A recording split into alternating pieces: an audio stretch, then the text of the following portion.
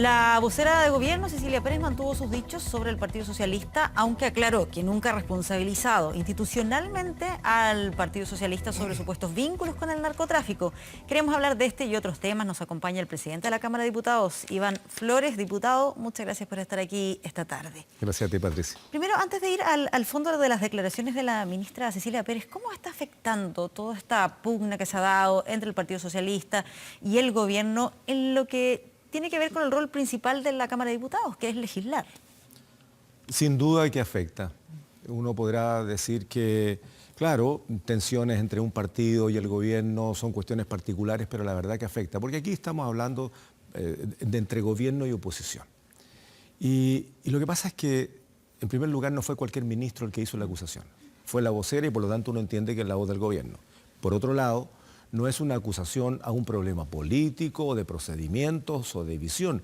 Es una acusación muy grave, porque se ha acusado, y así se entendió, ¿no? Habría que revisar cada una de las expresiones y ver su alcance, pero aquí se acusó a la institución, se habló del Partido Socialista ligado al narcotráfico. Yo creo que pocas acusaciones tienen que ver con tanta consecuencia y gravedad como tratar a alguien que está ligado al narcotráfico, Claro, uno de los negocios más sucios del mundo. La ministra lo que dijo es que no se refería al partido institucionalmente, sino a algunos, y además planteando la semana pasada que estas eran preguntas que también se habían hecho otros, no era algo que solamente se hubiese planteado ella o el gobierno. Sí, hubo declaraciones cruzadas al interior del Partido Socialista en este sentido, pero muy puntuales de una comuna y de personas en particular.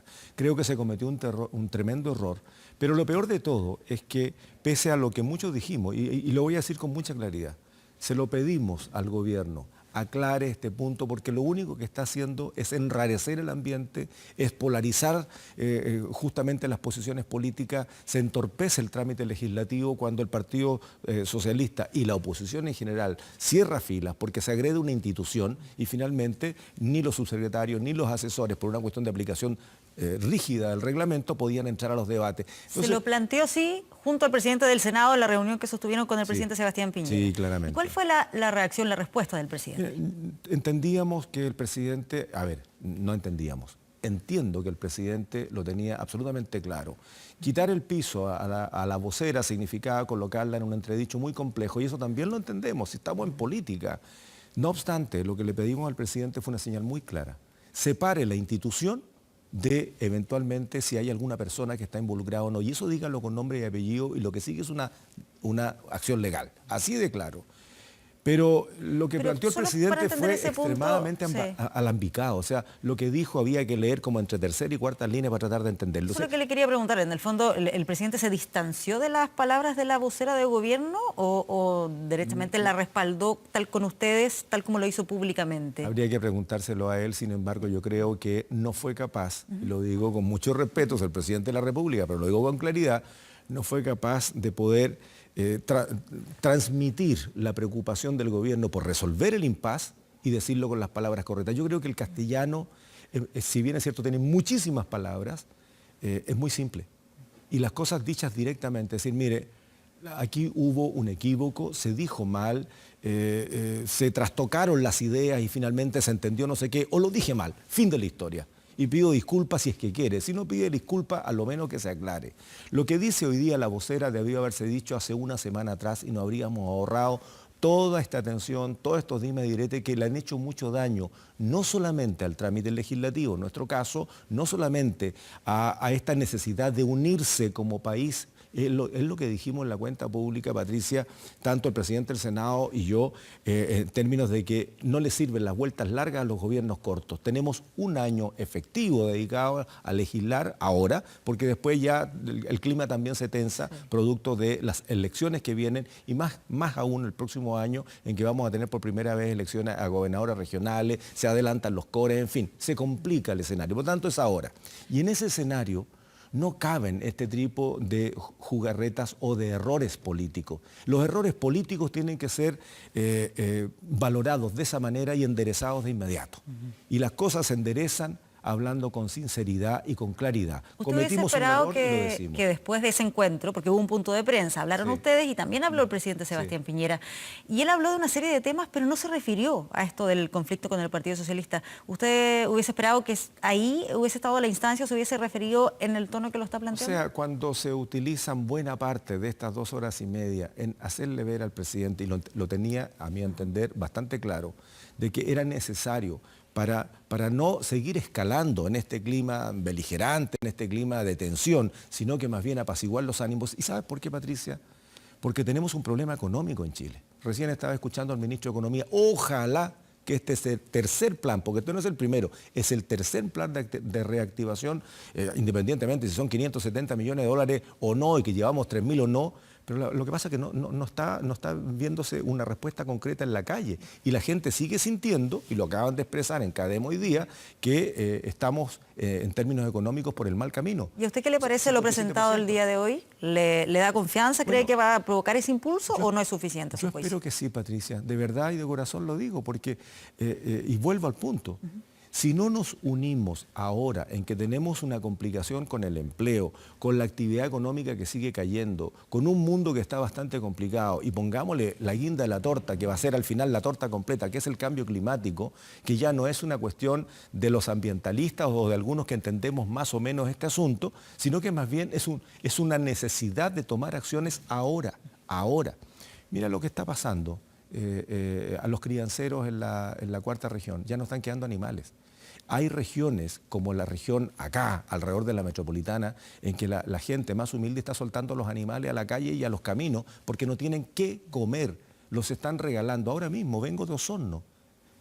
Alcancé a tomar el avión después de haber aprobado, aprovecho a contarlo, un proyecto que es de nuestra coautoría. Hay 3 proyectos, 1 del Senado, 2 de la Cámara que se fusionaron, y por fin tenemos información que entregarle a los consumidores respecto a si consumen leche o no consumen leche, si consumen queso de verdad o no queso de verdad. Estamos legislando y aprobamos hoy día. Cuando venía para acá, un grupo de agricultores se reunieron conmigo como presidente de la Cámara, pero también como miembro de la Comisión de Agricultura, y nos dijeron: dígame, por favor, ¿quién coordina la ayuda? Nosotros estamos disponibles, estamos listos para cargar varios camiones de forraje, pero no sabemos a quién entregárselo. Bueno, el ministro de Agricultura no estuvo en Osorno en esta tremenda e importante reunión. Sí, hoy se anunciaron algunas medidas en ese sentido, bueno, pero este es el momento entiendo, de juntar fuerzas, sí, diputado, que en esa reunión que sostuvieron con el presidente Sebastián Piñera le plantearon la posibilidad de que se declarara emergencia climática en nuestro país. ¿Cuál fue la respuesta?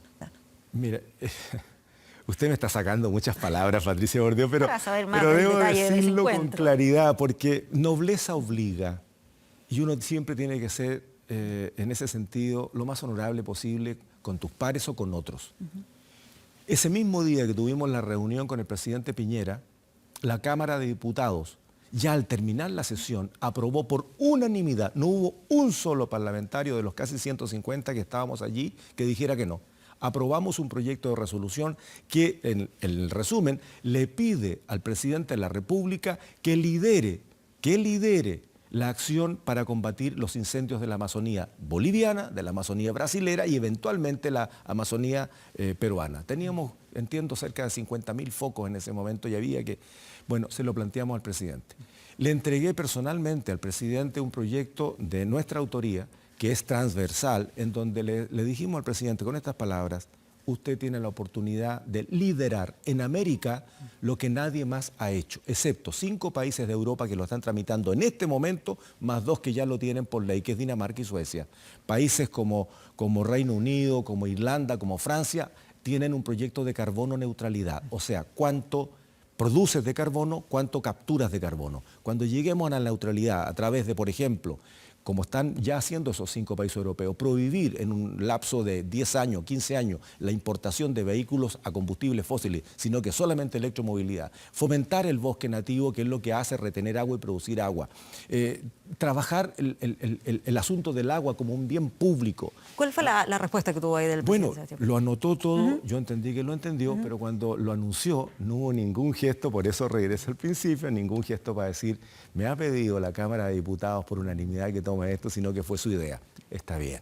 No hizo ningún gesto al Parlamento, no es una cuestión personal de que lo hayamos planteado nosotros, ni nada de eso, pero al final lo tomó, y eso es lo que importa. Bueno, y además ahora vuelve del G7 con una misión también ahí respecto a lo que tiene que ver con la Amazonía. Bueno, eso fue lo que le pedimos nosotros. Y el vínculo con el... Pero no hubo ninguna referencia a que esto lo planteó la Cámara de Diputados por unanimidad, el proyecto de carbono neutralidad, la declaración de emergencia climática y ecológica, que Argentina es el único país de América que ya la ha decretado. Fija, son cuestiones que nos urgen. Entonces, mira, justamente por los problemas que estamos teniendo con el cambio climático, que ya no es algo que va a venir algún día, lo tenemos encima. Y es muy grave. Chile es, se decía, uno de los 10 países más susceptibles a los efectos del cambio climático. Hoy día se está diciendo que puede ser uno de los 5, dada nuestra corriente de Humboldt, que se puede alejar, la cordillera que es una pared y podemos tener muchos eventos de sequía con lluvias torrenciales. Hoy día se está hablando de que Chile está en el lugar número 18 de los países con más problemas en suministro de agua. Y eso es grave. Entonces tenemos que prepararnos. Sequía que se viene ya arrastrando desde hace muchos años. Patricia, lo que necesitamos es buena voluntad, abrirse a considerar lo que dice el otro. No somos adversarios políticos 24 horas. Podemos juntarnos, independientemente de nuestras tiendas. Y eso es lo que yo digo que he hecho de le menos. quería preguntar, porque usted lo ha planteado ahí, el no ser adversarios políticos, el avanzar desde una perspectiva de unidad en materia económica, en materia climática. ¿Cómo abordar entonces las críticas que se hacen a la ADC respecto a lo que ha sido el apoyo que dio en la reforma tributaria y que ha significado también que uno de los diputados DC presentara la renuncia al partido, como es el caso del diputado Soto? Lo voy a responder con un ejemplo. Si nosotros, los demócratas cristianos, la mayoría de la bancada, hubiésemos votado en contra de la reforma previsional y mejoramiento de las pensiones, en este momento nadie en el Parlamento, ni en la Cámara, ni en el Senado estaría hablando de cuánto vamos a mejorar las pensiones, si va a ser el 4%, va a ser el 5%, si va a ser un ente estatal. Nadie. ¿Por qué? Porque si se hubiese rechazado en general, el gobierno tendría que haber sacado el proyecto por un año y no antes de un año podría haberlo ingresado al Parlamento de nuevo. ¿Por qué hicimos eso?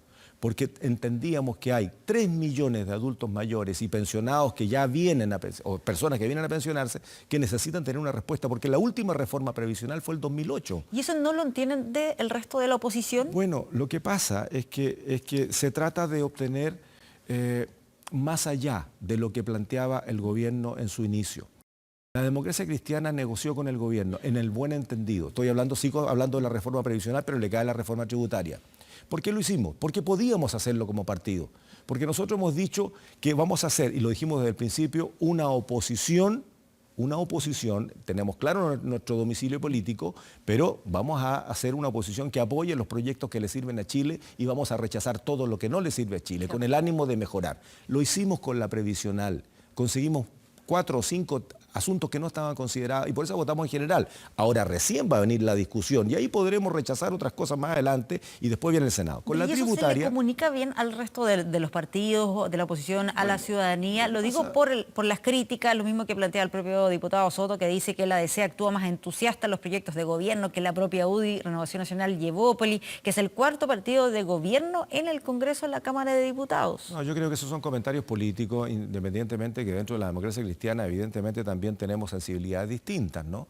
Lo que nosotros en la mayoría de la bancada pensamos en que nosotros somos legisladores y matar la idea de legislar desde el principio es como una contraposición a lo que somos. En lo personal, independientemente del gobierno que sea, yo no he votado nunca en contra de una idea de legislar. Incluso en proyectos que son muy sensibles para mí, en algunos temas valóricos, los aprobé todos. ¿Por qué? Porque negar la idea de legislar es negar la posibilidad de debatir. Y en el debate, un mal proyecto puede transformarse en un buen proyecto. Fíjese lo que pasó, Patricia, con la reforma tributaria.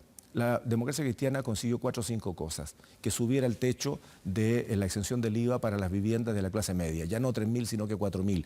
Una vivienda de 4.000 UF no es para gente muy rica. Sí, es para gente que tiene un buen pasar, pero está dentro de la clase media. ¿Te fijas? O la exención del pago de contribuciones a los adultos mayores. Por Dios, si cuando alguien jubila al día siguiente se empobrece y les cuesta mucho mantener lo que ha logrado conseguir toda la vida. Ese tipo de cosas lo hicimos allí. Ahora, es que la principal crítica que se hace desde aquellos que no están de acuerdo con esta reforma tributaria es que finalmente se termina beneficiando a los más ricos con esto de la reintegración tributaria. Esa es la integración. Bueno, pero el resto, si hubiésemos negado la idea de legislar, nada de esto se estaría discutiendo, o sea, los beneficios para la adquisición de vivienda de la clase media, lo que acabo de decir para los adultos mayores, nada de eso. O sea, esto estaba condicionado, no existía la posibilidad tal vez de presionar para generar una herramienta tributaria que permitiera que los beneficios fueran para todo este otro sector, pero no así para los más ricos, que es lo que plantean quienes critican la reforma. Claramente este es el primer trámite, Patricia. Ya, usted dice, esto puede cambiar a lo largo de... Es lo mismo, por eso que estoy haciendo el paralelo con la reforma previsional. Porque la reforma previsional, ahora terminada la tributaria, en la Comisión de Hacienda recién se va a empezar a debatir y seguro que vamos a conseguir muchas más cosas para los pensionados de Chile, después de 16 años prácticamente, o de 15 años prácticamente, de la última reforma previsional. Si ya los adultos mayores no aguantan más. En la tributaria, lo que hicimos fue aprobar en general el primer trámite. ¿Qué se cayó en general? Se cayeron algunas normas de la ley orgánica constitucional que tenían quórum calificado y por lo tanto, y son todas cuestiones procesales, no tienen que ver con lo económico. Y en lo económico, mira, lo que va a pasar ahora es que ahora el proyecto va al Senado. Otro debate en el Senado. Lo que modifique el Senado vuelve a la Cámara de Diputados. Y si no estamos de acuerdo con las modificaciones, vamos a mixta. Quedan 3 trámites todavía. Entonces, ¿por qué ofuscarse? ¿Por qué acusar de que nosotros estamos trabajando más para el gobierno, menos para el gobierno, si estamos recién en el primer trámite? Si hubiésemos rechazado, no habríamos tenido ni reforma previsional ni reforma tributaria. ¿Y qué atribuye entonces ¿por qué nos acusan? Diputado, la actitud del diputado Soto, la reacción que ha tenido él? Mira, yo la verdad es que no puedo comentar ni ser intérprete de lo que piensan otros. Yo lamento mucho que Raúl, y lo voy a decir así porque hasta hace unos días atrás éramos camaradas de bancada. Yo lamento mucho que Raúl, siendo un diputado brillante, un tipo inteligente, un tipo joven que tiene toda una carrera por delante, haya tomado la decisión de irse de nuestro partido. Bueno, él ha dado muchas explicaciones. Yo lo único que le pediría a Raúl, si me permite Patricia, es que no agreda tanto a sus camaradas, porque nunca nosotros lo atacamos a él de ninguna manera, entendiendo que el partido nos ha dado libertad de acción en muchos temas, por lo tanto, cada posición que asume cada cual se respeta, la de él, la mía, la del otro camarada. Yo lamento mucho que se haya ido, porque claramente perdemos un buen elemento, sin ninguna duda. No es una cuestión menor, no se puede minimizar que se haya ido uno de los buenos nuestros, pero tampoco podemos aceptar que él en el fondo nos agreda poniendo calificativo a nuestra tarea que también la hacemos tan honestamente y tan esforzadamente como él lo ha hecho. Yo lo respeto mucho y también le pediría respeto a Raúl y ojalá que le vaya muy bien, seguro que así va a ser un tipo inteligente. Diputado Iván Flores, presidente de la Cámara de Diputados, muchas gracias por acompañarnos acá. Muchas gracias a ti, Patricia, muchas gracias.